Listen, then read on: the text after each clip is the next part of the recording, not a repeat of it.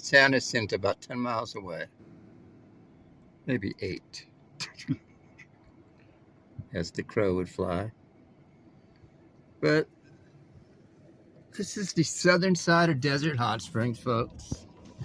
I'm on my way to a dispensary and I'm going to go see a grower about growing. But basically, this is a shithole. This is a fucking shithole. Desert Hot Springs. Jesus. Now, when they talk about white trailer trash, Mexican trailer trash, black trailer trash, all trailer trash, they're talking about this place. This is the type of city that if somebody's not killed every weekend, there's a problem. I would say at least once a week somebody gets shot in this town. This is like the old fucking West, boys and girls. This is like the old West. Yeah. Now see where that up there where that U-Haul truck's parked? Right, a little to the right of the center there. Right from that U-Haul truck a couple months ago, I was parked over there. Because I went to get, I had eaten about an hour before about 4 grams of shrooms, and I was tripping so hard I couldn't even drive. Then I pull over, I'm thinking if a cop stops me, I'm fucked. Because when you're on shrooms, it's hard to talk your way out of a fucking anything. Weed's different. I could be high as a kite and talk to a cop. Shrooms, it's a different ballgame. He's going to suspect something's up. But no, this is Shitsville. Look at this character on the bike. I mean, like, if I was just parked here, you'd see all kinds of just weirdos, man. This area is definitely. This guy's riding his bike. Like here, if you're just parked here, people will come up to you, hitting you up for money and all kinds of shit. But that dude's obviously down and out. I wouldn't say he's a multi-millionaire. He's not Jeff Bezos, is he? So, boys and girls, let me explain to you where we're going to go. Just around the corner from here.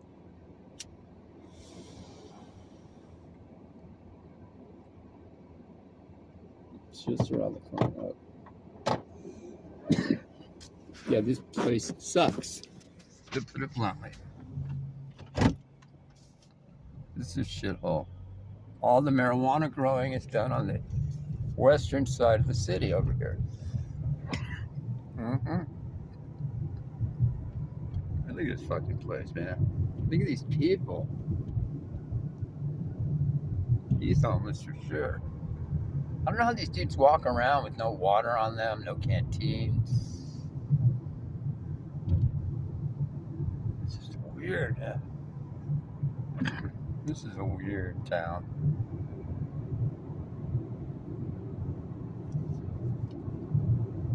It's only 103 out, but it feels hotter for some reason.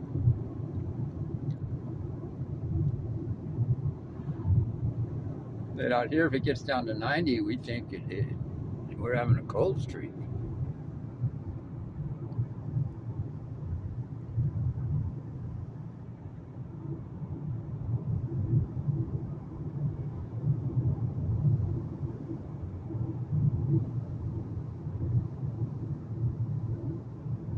What are they doing over here now?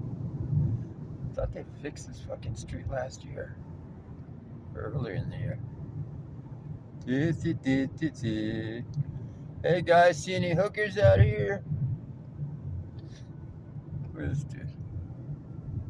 Is that a chick? It's just, you get a lot of stragglers come through here. Now guess what they're doing inside there? You guessed it. Growing weed. I forgot which place that is. They're growing weed the old-fashioned way. Let me go by my dispensary first, get that out of the way. This is the marijuana industry.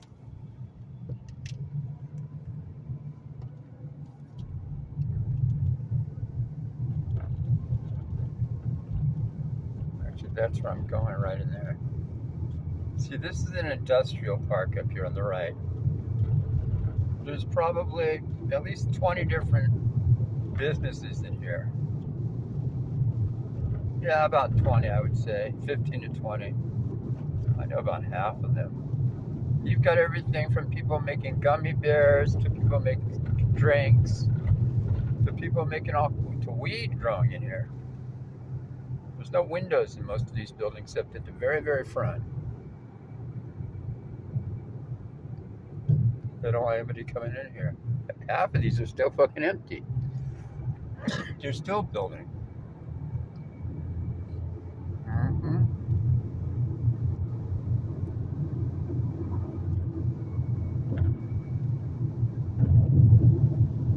The cops out here are fucking weird. And you know what? They've actually never hassled me. But their reputation, it's just, I just know their reputation. But you know what? I don't know why. It's weird. Like, I've never had a bad experience personally with them. But I just know the reputation of these dudes out here. They're not, you know what? First of all, I'm an older white guy, so they're going to treat me differently. Cops treat me differently. It's not like being an older something else, you're younger, whatever. Younger white guy even.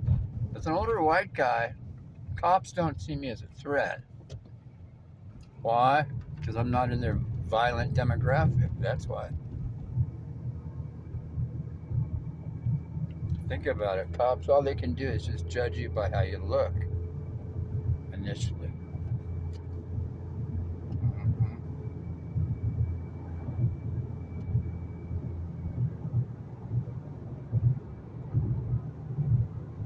There's another industrial park. All weed manufacturers in here. But this one, these aren't concrete buildings. These are more like aluminum sided. Not as good. This used to be MedMan. Now one time I was in there. Trust me, that place under that roof is 25,000 pot plants. Their rooms hold 5,000 weed plants. Because where I grow, we hold about 1,900, 2,000. Their rooms are twice as our size. You really don't want to grow more than 2,000 in a room, or 2,500. 2,000 is good. Because if you got a problem with either mites, mold, or whatever, if you have to take a whole room down, I'd rather lose 2,000 plants than 5,000. So you really want to keep it that segregated. Plus, if it gets too big, it's just too hard to maintain temperature in there. If you got too many lights, shit. And even fans. People don't realize if you got a fan running, yeah, it's moving, circulating air around, but fans generate heat too because they're spinning. There's a motor there. You gotta understand all this shit. These rooms are they're all dialed in and calibrated. You'd be surprised when you walk into these grow rooms today in these exotic buildings. The esoteric part of it all. All right, we're coming up to.